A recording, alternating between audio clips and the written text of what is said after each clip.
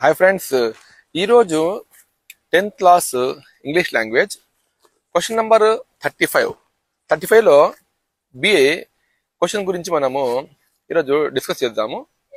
That is description topic.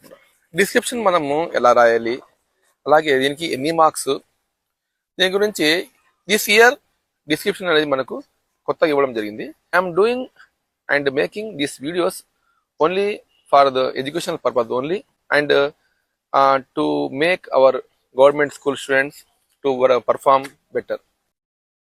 Hi friends, SSC 2025 English language కోసము question number 35 లో ఈరోజు మనము డిస్క్రిప్షన్ ఎలా రాయాలి, description this question come under choice అన్నమాట. ఈ 10 మార్కుల క్వశ్చన్ మనం ఆన్సర్ ఎలా చేయాలి, అలాగే డిస్క్రిప్షన్ ఏంటి, డిస్క్రిప్షన్లో ఎన్ని రకాలు ఉన్నాయి, దీన్ని రాసే పద్ధతి ఏంటి, ఏ అంశాలు మనము ఫాలో అయితే ఖచ్చితంగా 9 out of 10 వచ్చే అవకాశం ఉంది, చూద్దాము. డిస్క్రిప్షన్ ఇందాక చెప్పాను 35 వస్తుంది. యాక్చువల్లీ డిస్క్రిప్షన్ అంటే వివరించడం.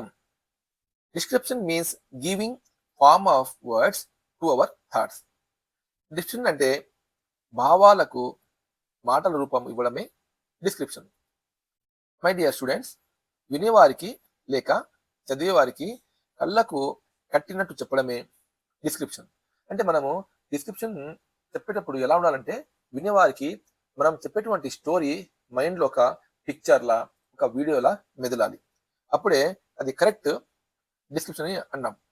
నా డిస్క్రిప్షన్ గురించి వర్బ్ ఫామ్ ఏంటి, నౌన్ ఫామ్ ఏంటి. Verb form describe and noun form description. Now come to types. There are 3 types of description. Number 1, description of person, description of place, and description of process or feelings. My dear students, మనకు 3 రకాలు ఉన్నప్పటికీ ఎగ్జామినేషన్లో మాత్రము first type, second type రావు, కేవలము third type మాత్రమే వచ్చే అవకాశం ఉంది. డిస్క్రిప్షన్ రాయడానికి కొన్ని పాయింట్స్ అన్నమాట, మెయిన్ పాయింట్స్. ఏం చేయాలంటే, ముందుగా dear students, take the full page. అంటే స్టార్ట్ 5 నుంచి స్టార్ట్ చేయాలి. అంటే కొందరు విద్యార్థులు మధ్యలోంచి, కొంతమంది విద్యార్థులు పేజ్ చివరి నుంచి స్టార్ట్ చేస్తారు. అలాంటి తప్పు పని ఎప్పుడు చేయొద్దండి. రైట్ ఫుల్ పేజ్, పై నుంచి స్టార్ట్ చేసి కింద వరకు ఎండ్ చేసుకోవాలి. ఓకే, ఇందులో మినిమం 3 పేరాగ్రాఫ్గా డివైడ్ చేయండి. అంటే మొత్తము ఫుల్ పేజీలో రాసేటువంటి ఈ డిస్క్రిప్షన్ని 3 భాగాలుగా డివైడ్ చేసుకోండి. ఫస్ట్ పేరాలో మీరు ఇంట్రొడక్షన్ రాయాలి. Next body. బాడీ ఇక్కడ చాలా చాలా ఇంపార్టెంట్. ఈ బాడీలో ఏమొస్తుంది, థాట్స్ వస్తాయి. నెక్స్ట్ ఎండ్, అంటే ఎండ్ లేక కన్క్లూజన్. ఫస్ట్ పేరాలోమో ఏం రాయాలి, ఇంట్రో రాయాలి. రెండు దాంట్లో ఇంపార్టెంట్ అంశాలు థాట్స్ రాయాలి. మూడవది ఎండింగ్ రాయాలి. ఇప్పుడు ఫస్ట్ వన్ చూడండి, ఎల్లప్పుడూ డిస్క్రిప్షన్ చదివే వ్యక్తికి కళ్ళకు కట్టినట్టు ఉండాలి. అలాగే మీరు చెప్పే లేదా రాసే మాటలు చదివే వ్యక్తికి ఒక పిక్చర్లా ఉండాలి. నెక్స్ట్ వన్ చూడండి, అడ్జెక్టివ్ ఎక్కువ వాడాలి ఇందులో. అంటే సో మెనీ అడ్జెక్టివ్స్ ఇందులో వర్డ్స్ వాడాలి. నెక్స్ట్ ఏంటి, మీరు రాసేటప్పుడు సబ్జెక్ట్ పైన స్టిక్ ఆన్ కావాలి, అంటే డైవర్షన్ కాకూడదు మీరు చెప్పే టాపిక్. 3, పంక్చుయేషన్ మార్క్స్ చాలా చాలా ఇంపార్టెంట్. అంటే కామా, ఫుల్ స్టాప్, ఇవి ఖచ్చితంగా వాడాలి.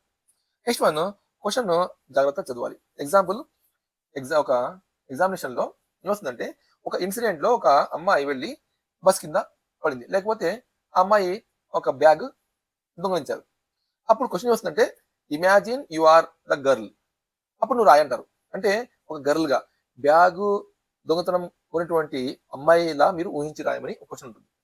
సమ్ టైమ్స్ నువ్వు చూసావు, నువ్వు ఒక ఆడియన్, నువ్వు చూసావు, నువ్వు చూసినట్టుగా రాయనంటారు. అంటే ఇక్కడ క్వశ్చన్ మీరు ముందు పూర్తిగా అవగాహన చేసుకుంటే అప్పుడు ఆన్సర్ చేయడం ఈజీగా ఉంటుంది. తర్వాత ఈ ఫస్ట్ పర్సన్, సెకండ్ పర్సన్ అనేది చాలా చాలా ఇంపార్టెంట్.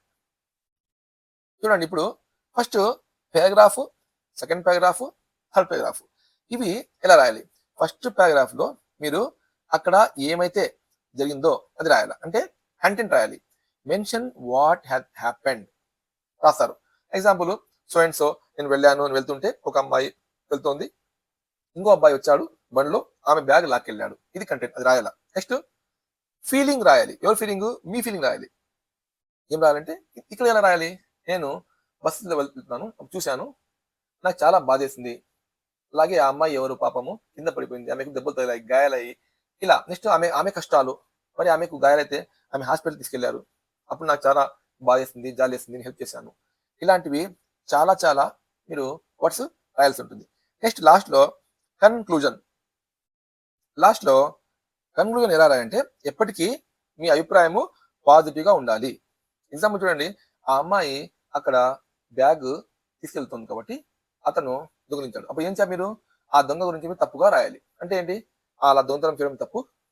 అమ్మాయిలు రోడ్డు మీద వస్తారు చదువు కోసమో, ఏదైనా పర్సనల్ పని కోసమో. అలాంటప్పుడు ఇలాంటి దొంగలు వచ్చి అలాంటి అమ్మాయిని ఏల్పించడము, బ్యాగ్ తీసుకెళ్లడము, ఆ బ్యాగ్ తీసేయడంలో ఆమె కింద పడ్డము, ఇలా చాలా చాలా కష్టము మరియు డేంజర్ అని మీ అభిప్రాయం రాయాల్సి ఉంటుంది. ఖచ్చితంగా ఇందులో మీరు మీ లాంగ్వేజ్ని బాగా యూస్ చేయండి.